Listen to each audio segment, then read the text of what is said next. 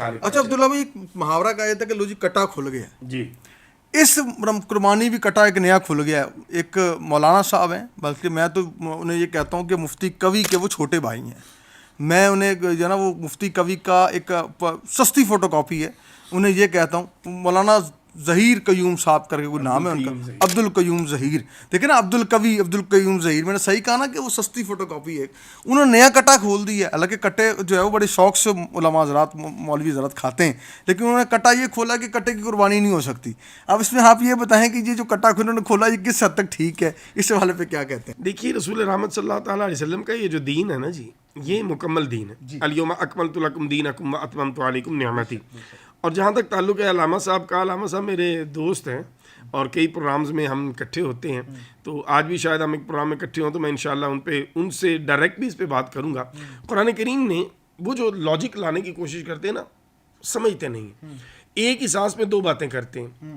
پہلی بات وہ کرتے ہیں کٹا جائز ہے، حلال ہے، بھینس حلال ہے، بس کٹ کے جائز نہیں ہے، گوشت بھی حلال ہے، دودھ بھی حلال ہے، قربانی جائز نہیں.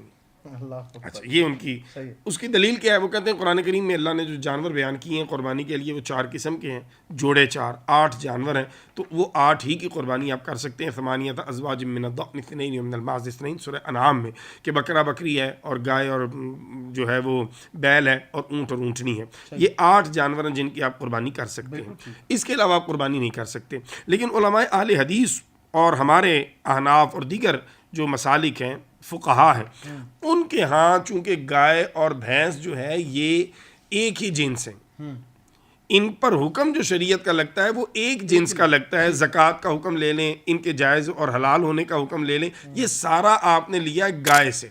کیوں؟ عرب کے خطے میں یہ جانور نہیں موجود تھا، اس وجہ سے اس کا اس طرح صراحتاً ذکر نہیں ہے. ہمارے خطے میں یہ موجود ہے اور یہ چونکہ گائے کے جنس سے ہے، لہٰذا ہمارے علماء نے، اور علماء اہل حدیث جو محقق ہیں، یاد رکھیے گا 2 قسم کے علماء ہوتے ہیں. ایک ہوتے ہیں محقق جو پڑھنے لکھنے والے ہوتے ہیں، جو تحقیق کرتے ہیں. ایک وہ ہوتے ہیں جو چلتے پھرتے ہوتے ہیں. پھیری والا جو بندہ ہوتا ہے نا عارف بھائی، اس کے بعد کبھی کبھی مال اچھا ملتا ہے پھیری والے کے پاس، زیادہ تر اس کے بعد کنڈم مال ہوتا ہے، بیچ کر نکل جاتا ہے پتلی گلی سے، پھر نظر بھی نہیں آتا، ملتا بھی نہیں. لیکن جس کی دکان ہو، جو برانڈ والا ہو نا، وہ کبھی تھکا ہوا مال نہیں رکھتا. اسے پتا ہوتا ہے کہ لوگوں نے میری دکان پہ آنا، میں دکان چھوڑ کے بھاگ نہیں سکتا. تو جو محقق علماء ہیں ان کا موقف یہ ہے کہ کٹے کی قربانی بالاتفاق جائز ہے، اس پر اجماع امت ہے. اور جو پھیری والے مولوی ہیں جن کے پاس مال کنڈم ہے، وہ اس پہ شہرت لینے کی کوشش کرتے ہیں. یعنی کہ عبد القیوم صاحب جیسے لوگ سارے اس میں آ جائیں گے. اور بھی ہیں 3-4 اور بھی ہیں. کٹا انہوں نے کھولا نا، یہ ہر سال کھولتے ہیں اچھا، اور منڈی میں جا کے کھولتے ہیں. مجھے تو خطرہ ہے کہ یہ نہ وپاری کہیں ان کا سر نہ کھول دیں، کیونکہ ظاہر وپاری کے سر پہ کھڑے ہو کے یہ کہہ رہے ہوتے ہیں کہ کٹے کی قربانی جائز نہیں ہے. تو جس وپاری نے بیچارے نے اتنی محنت سے بلایا، تو یہ نہ ہو پھر علامہ صاحب کا سر پھٹا ہوا اور میں ان کے جناب پھل لے کے جا رہا ہوں خبر لینے. تو میں ان کو بارہا کہتا ہوں آپ 5واں گیئر مت لگایا کریں، اعتدال میں رہیں. آپ یہ کہیں کہ میری رائے میں یہ ہے. اب میں نے ان کا ایک کلپ سنا، اس میں وہ کہہ رہے ہیں کہ اللہ قربانی قبول ہی نہیں کرے گا. اللہ نے آپ کے کان میں بتایا میں نہیں کروں گا قبول. آپ کون ہوتی ہیں اتنی بڑی سٹیٹمنٹ دینے والے؟ اللہ اس کا جو ثواب آپ کو نہیں دے گا. بھئی آپ کس بہاف پہ یہ اتنی بڑی بات کر رہے ہیں؟ آپ یہ کہیے کہ میری رائے میں، میری دانش میں، میری سمجھ میں. اور آپ عقل کل نہیں ہیں. جب آپ ہی کے مسلک کے جید علماء، بڑے علماء، محقق علماء یہ کہتے ہیں کہ قربانی جائز ہے، تو پھر آپ ان پر کیا فتویٰ لگائیں گے؟ جی ایک اور چیز کہ بکرا قسطوں پہ ہم نے عمر شریف صاحب کا جو ہے وہ ڈرامہ تو سنا اور 90s میں بڑی اس کی شہرت بھی ہوئی، لیکن اب ہم نے بکرا قسطوں پہ واقعی ہی بکرا قسطوں میں ملنا شروع ہو گیا. یعنی کہ انہوں نے ایک، میں نے اشتہار دیکھا باقاعدہ، اس پہ انہوں نے کہا کہ بکرا آپ قسطوں میں انسٹالمنٹ پہ لے سکتے ہیں. کیا انسٹالمنٹ پہ لی ہوئی چیز بکرا لے کر قربانی جائز ہے؟ دیکھیے اس میں ہمارے بھائی انسٹالمنٹ پہ لے کے قربانی اگر آپ کرتے ہیں قربانی ہو جائے گی. اچھا، قربانی ہو جائے گی، اس میں کوئی قباحت نہیں ہے. تو شرعی طور پر اس میں کوئی ممانعت نہیں ہے. پیسے جو نا ادھار کر رہے ہیں، ہاں جی، تو آپ پہ قرض ہے ایک طرح. ہاں جی. تو اس میں ایک چیز ذہن میں رکھنی پڑے گی ہمیں. ایک ہے کہ آپ صاحب نصاب ہیں. اچھا، 52.5 تولے چاندی، اس کے ایکول آپ کے پاس سیونگ یا مال تجارت پڑا ہوا، لیکن ابھی آپ کے پاس کیش نہیں ہے. اچھا، ہیں صاحب نصاب آپ، لیکن کیش نہیں ہے. اب آپ کو چیز بیچیں گے اپنی، یا ادھار لے کے قربانی کریں گے اور بعد میں آپ ادھار اتار دیں گے. قرضدار ہو جائیں گے آپ تو نہیں، آپ صاحب نصاب ہیں. اچھا، اپنی کو چیز بیچ دیں نا. اب آپ کہتے ہیں یار میں نے چیز نہیں بیچنی. ہاں، میں نے چیز نہیں بیچنی. قرضہ لے کے کر رہے ہیں. قرضہ لے کیونکہ آپ ہیں چل چلاؤ میں. اچھا، کاروبار آپ کر رہے ہیں. اب ہینڈ ٹو ماؤتھ نہیں ہے. تو آپ پر وہ قرض داری والا حکم وہ والا نہیں آئے گا. اچھا ایک شخص ہے وہ صاحب نصاب نہیں ہے, یہ ہے ہینڈ ٹو ماؤتھ. اب یہ اگر قرض لے کے قربانی کرتا ہے, قربانی تو ہو جائے گی, لیکن اسلام اس کو پسندیدگی کی نظر سے نہیں دیکھتا. اچھا کیوں؟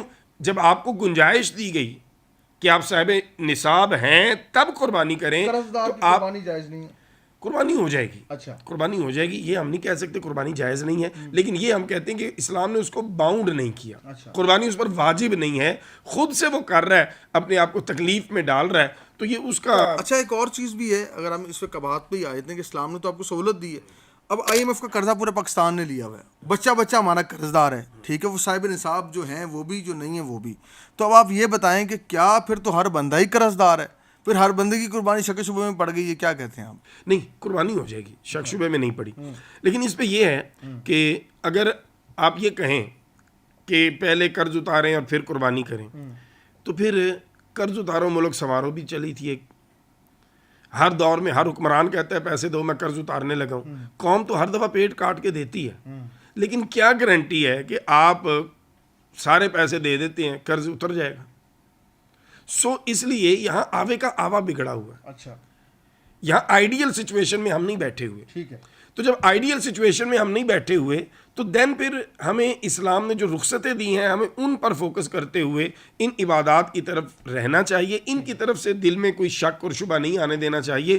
ہاں اگر آئیڈیل سچویشن ہوتی, حکمران ہمارے جناب حضرت عمر پاک رضی اللہ تعالیٰ عنہ مولا کائنات علی المرتضیٰ شیر خدا کرم اللہ تعالیٰ وجہ الکریم جیسے ہوتے, دین ہم ان چیزوں کو زیادہ ہائی لائٹ کرتے اور زیادہ ان پر فوکس کرتے. لیکن ابھی جو ہمارے حکمران ہیں نا, وہ آپ بہتر جانتے ہیں کہ کس کیٹیگری میں فال کرتے ہیں. سو اس لیے ان کے اعمال جو ہیں وہ ہمارے لیے بھی اور ہمارے اعمال ان کے لیے بھی یہ پریشانی کا سبب تو ہیں. اچھا اس طرح بکرا قسطوں پہ اس طرح ہم نے دیکھا کہ مختلف ایڈورٹیزمنٹس ہو رہی ہیں کہ آپ اگر فلاں جگہ کی بکنگ کرواتے ہیں تو آپ کو بکرا ساتھ دیا جائے گا.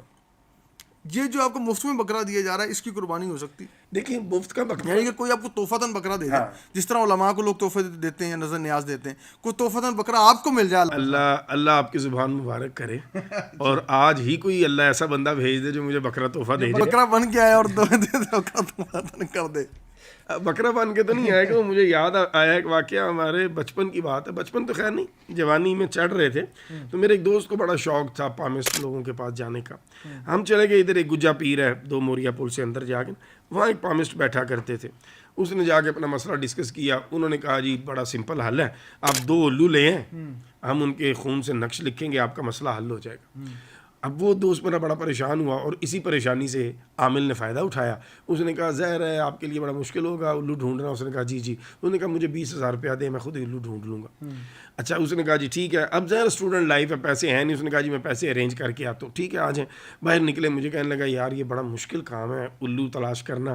تو بابا جی کہتے ہیں میں ڈھونڈ لوں گا. میں نے کہا یار ڈھونڈیں گے نہیں, انہیں مل گیا. کہتے کیا مطلب؟ میں نے کہا تو الو ہے. بالکل صحیح, الو بنا دیا الو. تو وہی بات آپ والی کہ بکرا بن کے کوئی آ جائے. تو گزارش یہ ہے کہ اگر آپ کو کوئی گفٹ دیتا ہے جی, تو وہ گفٹ آپ کی ملکیت میں آ گیا ہے. اب اگر آپ اس سے قربانی کرتے ہیں تو ہو جائے گی. اچھا یہ بکرا جو دے رہے ہیں بکنگ کے ساتھ دے رہے ہیں, اس پہ ہو سکتی قربانی؟ اصل دیکھیں قربانی آپ کو انہوں نے وہ ملکیت دے دی نا, گفٹ دے دی. لالچ بھی تو دے رہے ہیں نا آپ کو, لالچ تو دے رہے ہیں, لیکن دیکھیں یہاں پہ اور بہت کچھ ملتا ہے. یعنی آپ کہہ رہے ہیں یعنی میں ایسے بھی بکرا ملتا لے کے نہیں, میں ایسے بھی پراپرٹی ٹائکونز کو جانتا ہوں جو ایک ویکینڈ پہ محفل میلاد کروا رہے ہیں اور دوسرے ویکینڈ پہ وہاں مجرے ہو رہے ہیں اور اس طرح کی. اور ان کی سوچ کیا ہے بھلا؟ وہ کہتے ہیں ہاں نیک لوگ جو ہیں وہ محفل میلاد میں آ کے ہماری طرف اٹریکٹ ہو جائیں, اور جو اس ٹائپ کے ہیں وہ اس پہ آ کے اٹریکٹ ہو جائیں. یہ ان کے اسٹنٹ ضرور ہیں, لیکن اگر آپ نے حلال کمائی سے ایک چیز پرچیز کی ہے اور اس میں کوئی آپ کو فیور مل گئی ہے تو آپ اس میں قربانی کر سکتے ہیں. اچھا اس کے اندر یہ کہ اجتماعی قربانی کی بات کرتے ہیں, ہمارے پاکستان پورے میں ہی اور پاکستان سے باہر بھی اجتماعی قربانی کے بہت رجحان ہے. جب سے مہنگائی آئی ہے تو ایک غریب آدمی یا ایک وائٹ کالر ہے وہ اجتماعی قربانی کرتا ہے.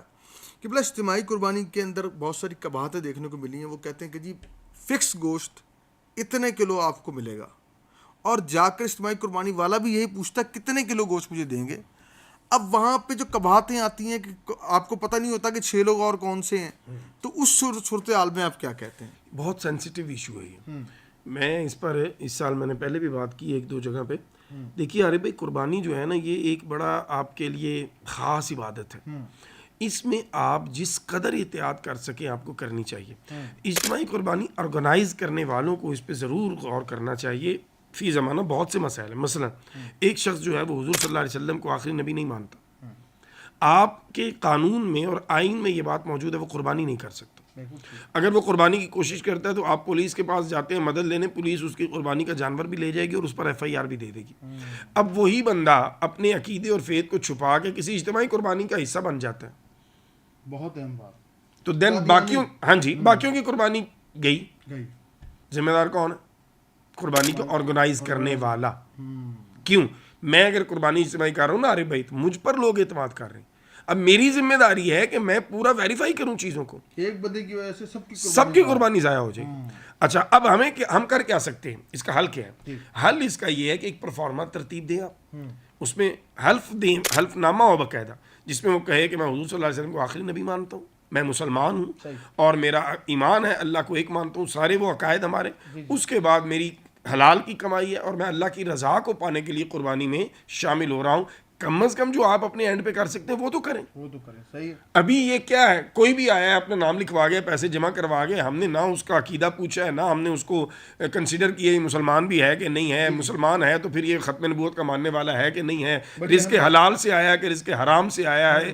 یہ ساری چیزیں آپ پر وبال بن جائیں گی.